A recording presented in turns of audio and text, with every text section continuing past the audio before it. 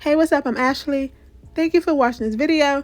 And today we're going to be talking about the L Word, Generation Q, Season 3, Episode 4. And let's start things off with Shane and her mess. So basically, Tess is ignoring Shane. She's being more focused on work and her mother. She's bossing Shane around, talking about give my mama a spoon. You can tell Shane is bothered by this, but she's not really saying anything. Shane was getting Tess's mama ready for Halloween. She was doing her hair and her makeup. Dang, what else you want Shane to do? Shane probably dressed her in that costume too, because what was you doing talking about my mama is gonna be cold in that outfit? Okay. Shane poured Tess some coffee and she didn't say thank you. Ungrateful much? Shane ends up leaving the house, but before she leaves, she asked Tess, will they touch base later? And Tess said, yeah, bye. She didn't even look at her. She was like, yeah, bye. Later on that night, Shane and Tess are talking on the phone, and Tess is canceling dinner with Shane because her mother has a new nurse named Victor, and Tess has a problem with Victor being a man. She wants the old nurse back, so she's like, I'm not leaving my mama home with a stranger. Shane is telling her it's not a stranger. He works at the same agency as the other nurse, and Tess is like, I already told you, I'm not doing it, okay? And she hangs up. Shane wasn't even done talking yet, but she done hung up. So that leads Shane to texting Ivy and asked her if she wanted to meet up. So that's when they ended up meeting up and they hooked up in the car. Before they started hooking up, Ivy gave Shane a gift of some scissors or some shears or whatever you want to call them. She said, you still owe me a haircut. I don't think we ever gonna see this haircut happen. But while they were hooking up, like we already knew, Finley caught them in the act when she was taking out the trash. And she shook because she was just in an argument with Sophie over Shane not ever cheating on Tess. She would never do that. Stop spreading rumors and all of that. But she feeling stupid now. So after she saw Shane and Ivy hooking up, she confronted Shane and she was like, how could you do that to Tess? Tess is perfect. I looked up to you. She was making Shane feel real guilty and ashamed of herself. So I guess that caused Shane to be like, you know what? I'm going to break things off with Ivy. So when Ivy texted her and said, I'm outside, I guess Shane was like, now is the time. I'm going to do right by Tess now. I like my ice cream plain.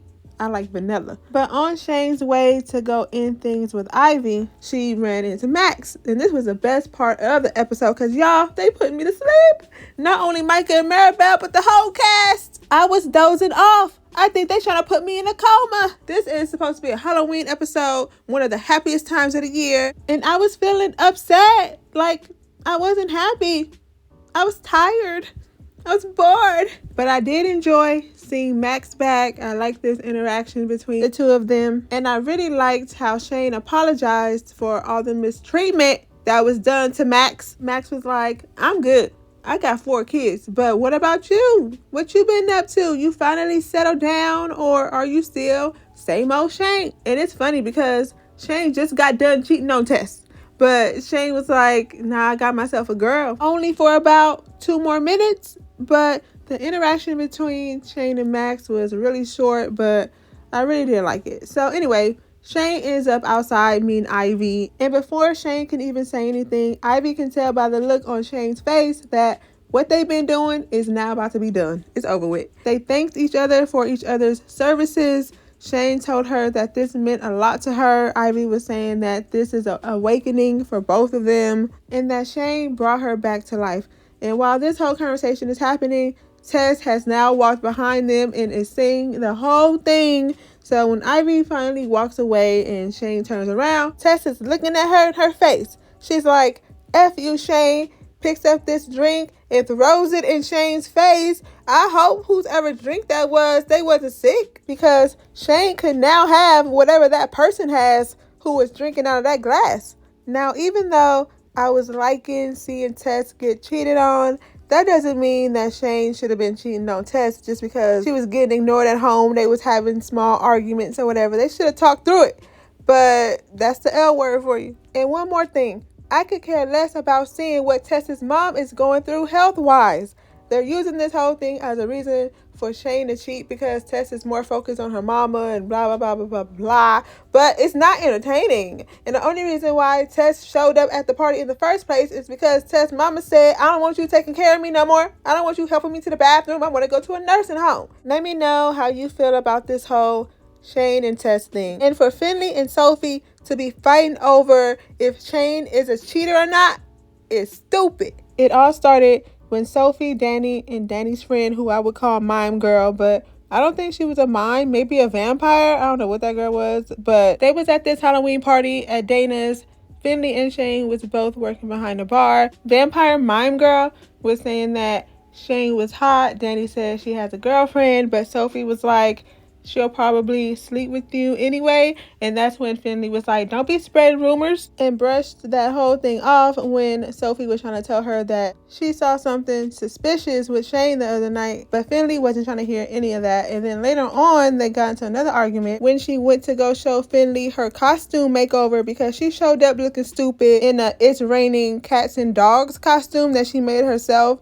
And Danny and Vampire Mime Girl helped her out and fixed it up a little bit because she got mad. Nobody was hitting on her in the club. Nobody was sending her over drinks. Why you mad? Don't you got a girlfriend?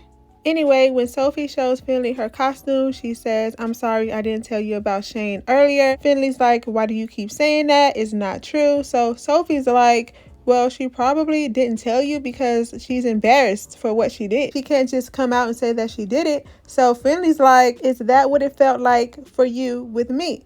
Sophie's like, yeah, I guess I still do. So Finley's like, so why do you do it? Finley lets her know that she has a pattern for cheating. And of course, Sophie is upset and offended. Sophie said, is that what you think about when you think about me? Finley says, sometimes. Sophie goes on this rant about how you don't see me, you only see the mistakes that I made. She puts yet again all the blame on Finley and walks out like a punk. Like the punk she is. Then she has the audacity to go home and ask Maribel, out of all people, if she's like their father. Maribel has her own issues. She needs therapy, just like you. But Maribel tells her, oh, I hope you're not like Dad. But then when Sophie asked her, am I a cheater? That's when Maribel was like, well, you do have a pattern. She tells Maribel that she loves Finley, but she doesn't want to be like Dad. It's looking a lot like father, like daughters with an S to me, because they both be tripping. Maribel was tripping off the fact that her coworker told her that she should get over her daddy issues before having a baby with Micah. And she was upset because they mentioned going to therapy. She left the party early. She said, I'm going to go home. She left Micah there by himself. Micah was like, I'm going to stay here and get all the information I can from Max on how to be a good parent. Maribel just don't know what she got. But anyway, after Sophie and Finley got done with that fight, later on that night when Sophie was in bed, Finley walks in and lets Sophie know that she was right about Shane. Finley also told Sophie to tell her about the person that she hooked up with while she was in rehab because she thinks that her imagination is making things worse than what they are. So Sophie is about to let Finley know, and I don't know if Finley can handle this. And this part where they had this girl try to buy Sophie a drink and Sophie was like, I have a girlfriend. I think the show was trying to make a point with this, but I don't get the point. Like, why even put that in? Were they trying to say Sophie's done being a cheater or what? Random, but I just have to say this. Why are they wasting our time showing us Maribel and Micah dressed up like an avocado? They are boring. The baby storyline is even more boring. And now they're dressed up like an avocado. So Danny's friend has came into town and Sophie told Danny that her friend likes her. Danny was like, no, she don't. And Sophie was like, yeah, she do. So that's when Danny asked her friend, do you want to come home with me? And her friend was like, yeah, let's go. So when they get back to her house, they start hooking up until Danny's friend hurts herself on Gigi's earring. She was like, ow. So they stop hooking up at this point, and Danny goes, I think I'm still in love with my ex-girlfriend. So her friend was like, have you cried about it yet? She was like, no. So she was like, go ahead and cry right now. So Danny finally had her first cry over her breakup with Gigi. So since they didn't hook up, later on, Danny asked her what's her plans now. And she tells her that she's going to go to Costa Rica and help her brother out because he's opening a hotel there.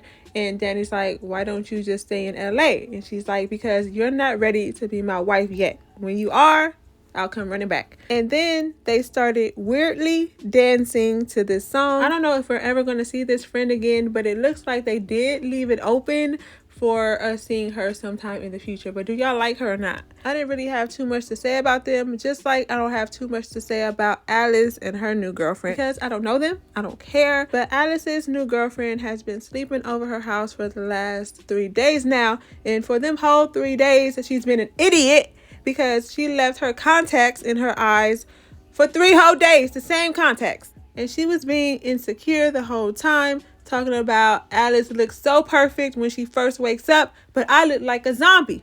Whose fault is that? So because she's being so insecure about herself, Alice had to point out all of the flaws she thinks she has just so she can now feel comfortable. Oh God. So anyway, it was Halloween and there was a loud noise outside. They didn't know who it was. I thought it was this woman acting a fool trying to play a joke because she got a weird sense of humor. But no, it was actually a Halloween decoration out there making all the noise, and that was stupid. So Angie went on a date with her professor to this Halloween party. Am I the only one who thinks this is weird, or do I feel this way because it's Angie? So they out in the open with it, and she's talking about nobody's gonna see us because we're in a costume. Okay, so how come your roommate saw you and was asking you all these questions? How come you didn't go to the show that I invited you to? And who is this boy you with? Who is this boy you kissing? And Angie ended up telling her who he was later on that night. And I don't trust this girl. They're not friends. She's talking about, we're friends, tell me. But I think she's gonna blab and tell everybody. But let me know your thoughts on this episode in the comments. Me, I don't know, I wasn't really feeling it, but maybe that was just me, I don't know. But if you haven't already and want to see more videos like this, don't forget to like, comment, and subscribe. Thank you for watching this video, and I'll see you in my next one.